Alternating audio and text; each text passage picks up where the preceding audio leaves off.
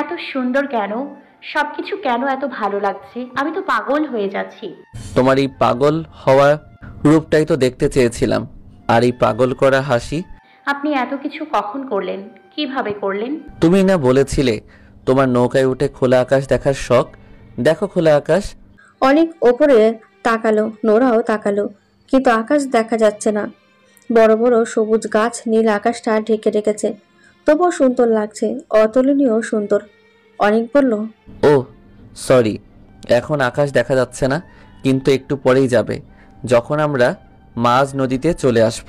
খোলা আকাশ দরকার নেই, এভাবেই ভালো লাগছে। উফ, এই জায়গাটা এত সুন্দর কেন? শুয়ে শুয়ে দেখো, আরো বেশি সুন্দর লাগবে। দুজন একসাথে চিত হয়ে শুয়ে পড়ল। অনেক নোরার এক হাত ধরে রইল। নোরার দুই চোখ ঝলমল করছে, এ যেন এক স্বর্গীয় অনুভূতি। নৌকা ধীর গতিতে বয়ে চলেছে, টলটলে পানিতে ঢেউ খেলা করছে। একটু পর পর নদীতে ভাসমান বিশাল গাছগুলো সামনে চলে আসছে। মনে হচ্ছে ওরা এখনই গহীন জঙ্গলে হারিয়ে যাবে, কিন্তু মুহূর্তেই আবার উন্মুক্ত হয়ে যাচ্ছে সব। একটু পরে সবুজ গাছের আড়াল থেকে বেরিয়ে এলো বিশাল আকাশ, খণ্ড খণ্ড মেঘের দৃশ্য। নোরা মাথা উঠিয়ে নদীর পানির দিকে তাকালো। অনেক বলল, কি করছো নোরা? পড়ে যাবে তো। পড়ে গেলে কি হবে? মরে যাব? অনেক অবাক হয়ে তাকালো। নোরা আবার হাসলো, বলল, এখানে মরতেও আমার কোনো আপত্তি নেই। এত সুন্দর দৃশ্যের স্মৃতি নিয়ে মরে গেলেও শান্তি, খুব শান্তি। অনেক কিছু বলল না, শক্ত করে নোরার হাতটা ধরে রাখলো। নোরা নদীর পানিতে দেখলো নীল আকাশে সাদা মেঘ ভেসে বেড়ানোর দৃশ্য। একটু পর পর নদীতে ঢেউ উঠছে, মনে হচ্ছে যেন আকাশে ঢেউ খেলা করছে। আকাশ নদীর এক রূপ। আহা! নোরা চোখ বন্ধ করলো। নীরব পরিবেশে নদীর কুলকুল ধ্বনি শোনার অবার্থ চেষ্টা। একটু পর নোরা জিজ্ঞেস করলো, আচ্ছা, আমরা এখানে কতক্ষণ থাকবো? এই তো 1.5-2 ঘন্টা। তুমি চাইলে আরো বেশিক্ষণও থাকা যাবে। নৌকাটা সারা জীবনের জন্য ভাড়া করে নেওয়া যায় না? আমরা না হয় সারা জীবন ভেসে বেড়াবো। অনেক হেসে ফেললো। নোরাকে এত খুশি দেখে নিজের ওপর ভীষণ গর্ব হচ্ছে তার। নোরার এই আনন্দের জন্য সে দায়ী। এ কথা ভাবতে এই গর্বে বুক ফুলে উঠছে। অনেক এক জীবনে আর তেমন কিছু চায় না, শুধু সারা জীবন নোরাকে এভাবেই খুশি রাখতে চায়। প্রায় 1 ঘন্টার মতো নৌকা ভ্রমণ শেষে ওরা পাড়ে উঠে এলো। নোরা চাইছিল আরো কিছুক্ষণ ঘুরতে, কিন্তু মাঝে বেশি গভীরে যেতে চাইল না। রাতের বেলায় বন্যপ্রাণীর উপদ্রব থাকতে পারে। নোরা ভয়ে অনিকের হাত জড়িয়ে ধরল। নৌকায় থাকাকালীন পুরোটা সময় এই মাঝি বেটাকেই কেন জানি সন্দেহ হচ্ছিল নোরার। মনে হচ্ছিল এই বেটা ইচ্ছে করে নৌকা উল্টে অনেককে ফেলে দেবে, তারপর তাকে নিয়ে চলে যাবে। সীতাকুণ্ডের দুর্ঘটনার কথা মনে পড়লে এখনো গা শিউরে ওঠে। গাড়িতে বসেও রাতার গুলের দৃশ্য স্মৃতিতে ভাসছে নোরার। ঘোর এখনো কাটেনি। অনেকের কাঁধে মাথা ঠেকে সুন্দর মুহূর্তগুলো কল্পনা করছে সে। অনেক বলল, কেমন লাগলো নৌকা ভ্রমণ? নোরার কোনো উত্তর নেই। অনেক আবার ডাকলো, নোরা। এবারও কোনো সাড়া শব্দ নেই। তারপর খেয়াল করে দেখলো মেয়েটা ঘুমিয়ে পড়েছে। অনেক মৃদু হাসলো। নোরাকে আর ডাকলো না, বরং সে খানিকটা সিটের সাথে হেলে নিচু হয়ে বসলো, যেন নোরা আরাম করে ঘুমোতে পারে। অনেক সুবিধাজনক ভাবে বসতে নোরা একটু নড়ে চড়ে আরো ভালো করে কাঁধে মাথাটা রাখতে পারলো। সে অনেককে জড়িয়ে ধরে এক পা অনেকের ওপর তুলে দিয়েছে। অনেকের ভালো লাগছে, আবার নোরার নরম কোমল স্পর্শে তার শরীরে বিদ্যুৎ প্রবাহিত হচ্ছে। রিসোর্টে পৌঁছাতে বেশ রাত হয়ে গেছে। গ্রুপ মেম্বাররা সব ঘুমে কাবু। নোরার ঘুম ভাঙেনি, তাই এবারও নোরাকে কোলে নিয়ে রিসোর্টে ঢুকলো অনেক। তারপর বিছানায় শুইয়ে দিল। অন্তরা এখানে নেই, হয়তো ফেরেনি এখনো। এদিকে নোরা অনেকের এক হাত ধরে আছে। হাতটা ছাড়ানোর চেষ্টা করেও লাভ হলো না। নোরা আরো ভালো করে জড়িয়ে ধরেছে। অনেক নোরাকে ছেড়ে উঠল না। হাত ছাড়াতে গেলে নোরা বিছানা থেকেই পড়ে যাবে। এখন উপায় হলো নোরাকে ঘুম থেকে জাগানো, নাহলে এভাবেই বসে থাকা। নোরাকে ডাকতে ইচ্ছে করছে না, একদম বাচ্চাদের মতো ঘুমাচ্ছে মেয়েটা। কি যে মিষ্টি লাগছে। অনেক ওকে এমনি এমনি মিষ্টি পরি ডাকে না। সারা রাত কেটে গেল, অনেক একইভাবে বসেছিল। অন্তরা রাতে রিসর্টে ফেরেনি। এখন ভোরের আলো ফুটতে শুরু করলো। অনেক চমকে উঠল, এত দ্রুত সকাল হয়ে গেছে। নোরা একসময় নিজে থেকেই অনেকের হাত ছেড়ে উল্টো হয়ে শুয়ে পড়ল। অনেক তারপর উঠে বিছানায় বসলো, তারপর নোরার পাশে শুয়ে পড়ল। নোরার হাতের সাথে অনেকের শরীর লাগতে সে শক্ত করে অনেককে জড়িয়ে ধরল। অনেকের শরীরে শিহরণ বয়ে যাচ্ছে। এই মেয়ে কি তাকে আজকে ঘুমাতেই দেবে না? অনেক ঘুমালো না, জেগেই থাকলো। সারাটা সময় নোরার কোমল শরীরের উষ্ণতা অনুভব করে জেগে থাকা। সকালে ঘুম ভাঙতে নোরা আবিষ্কার করলো সে একদম কোলবালিশের মতো অনেককে ব্যবহার করে শুয়ে আছে। চমকে উঠে অনেককে ছেড়ে দিল। ওরা রাতারগুল থেকে রিসর্টে কখন এলো আর তো কিছু মনে পড়লো না। অন্তরা কোথায়? একটা হাই তুলে অনেকের দিকে তাকালো নোরা। সেটা কি সুন্দর করে যে ঘুমায়, কি নিষ্পাপ মুখ। নোরা কিছুক্ষণ অনেকের মাথায় হাত বুলিয়ে দিল, কপালে একটা চুমু দিল। এই পর্যন্ত যতবার অনেকের ঘুমন্ত মুখও দেখেছে, কপালে চুমু না দিয়ে থাকতে পারেনি। এত কিউট ফেসটা দেখে চুমু না দিয়ে কি থাকা যায়? আচ্ছা, অনেকে এভাবে ঘুমাতে তিথি কি কোনোদিন দেখেছে? যদি দেখে থাকে তাহলে সেও নিশ্চিত অনেককে চুমু দিয়েছে। ওই মেয়ে তো জাগ্রত অবস্থাতে নির্লজ্জের মতো অনেককে লিপ কিস করে বসে। কি সাহস! তাহলে ঘুমন্ত অবস্থায় কি করবে আল্লাহই মালুম।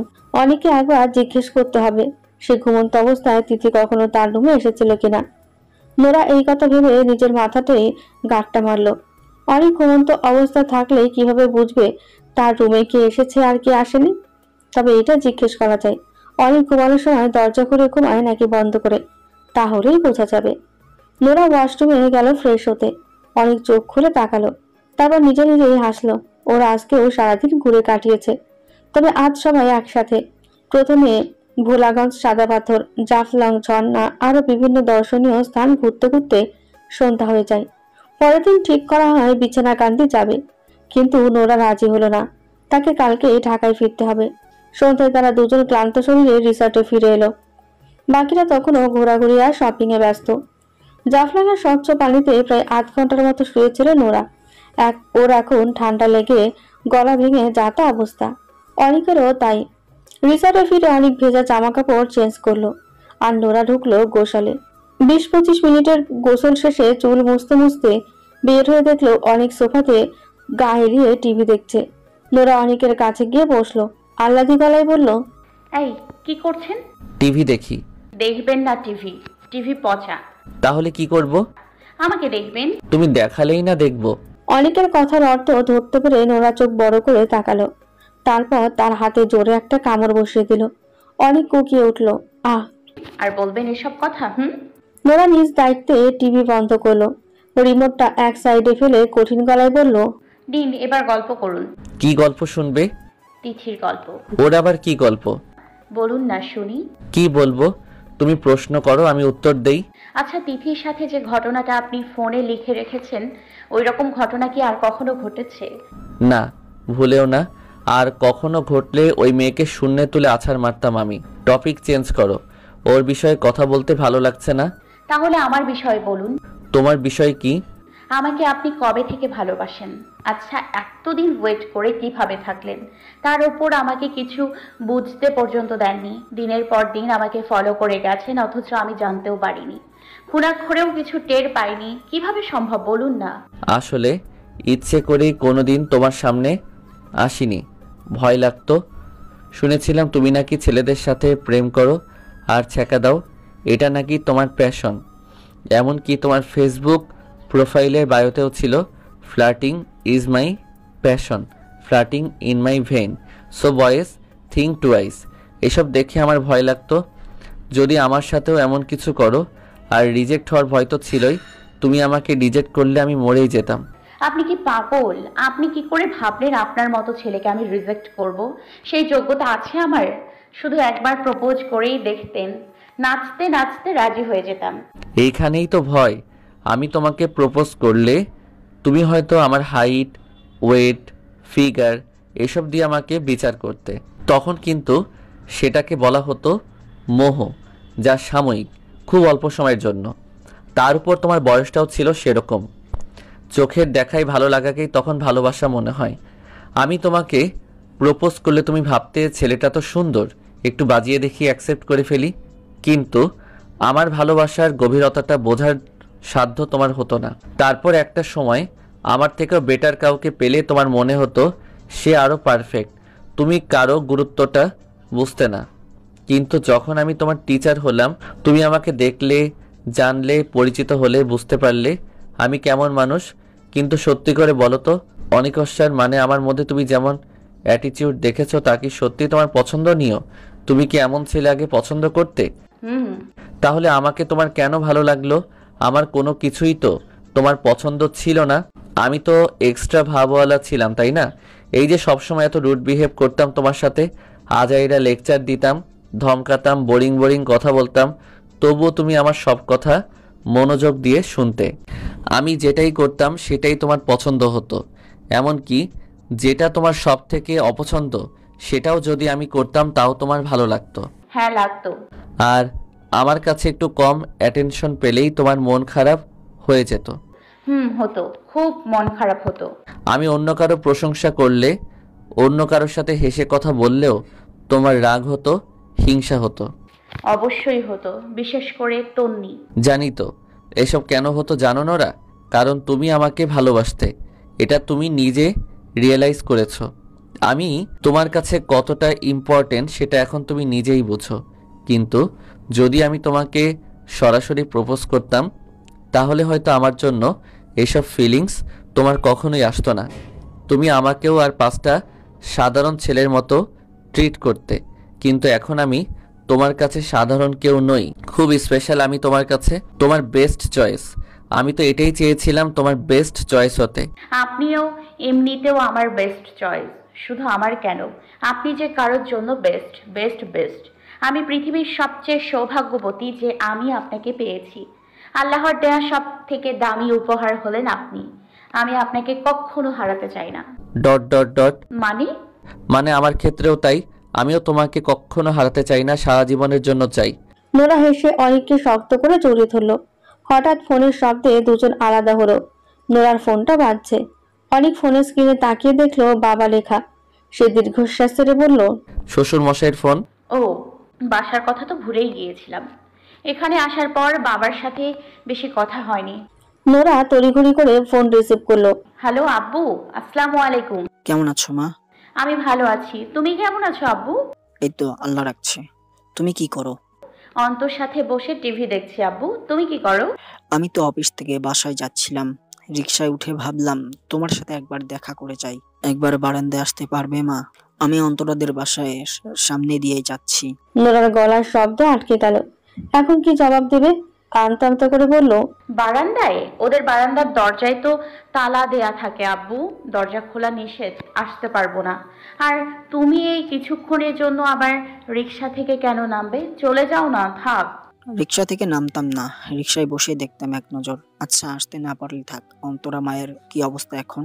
আন্টি তো এখনো হসপিটালেই আছে, অবস্থা ভালোই, আউট অফ ডেঞ্জার।